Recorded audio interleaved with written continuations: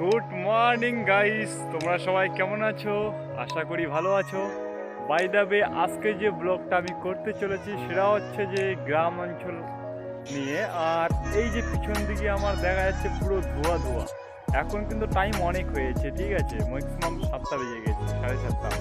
কিন্তু দেখো আমাদের কীরকম পরিস্থিতি, পুরো কুয়াশা।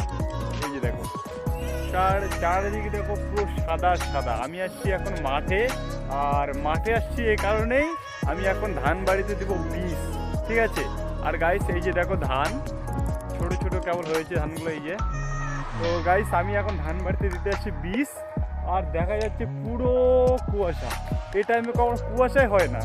আর দেখো আমাদের দিকে পশ্চিমবাংলা, ঠিক আছে, এটা লোকেশন হচ্ছে বালুরঘাটে, বালুরঘাট লোকেশন।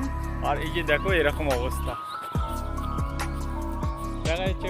এখন যদি এখান থেকে এখানে লোক পার হয় না, তা বোঝা যাবে না, এতটা কুয়াশা হয়েছে। আর গাইস এই যে কুয়াশার মজা, সকাল সকাল এনজয় মর্নিং ওয়াক।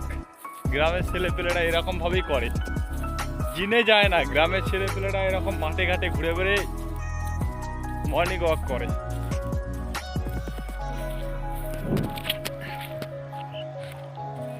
এই যে গাইস আমাদের ধান এটা লাগানো হয়েছে, পিছন দিকে দেখা যাচ্ছে।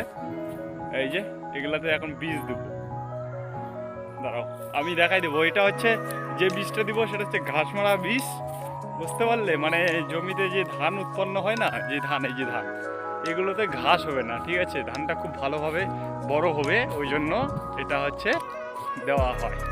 তো আমি তোমাদের দেখাই দেবো। এই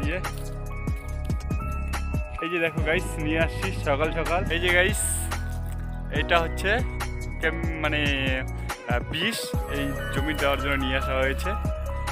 তো এখন দিব, এই যে বালতি সব নিয়ে চলে আসছি।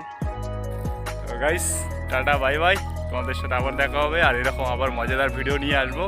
কত সুন্দর ভিউজ। Bye bye.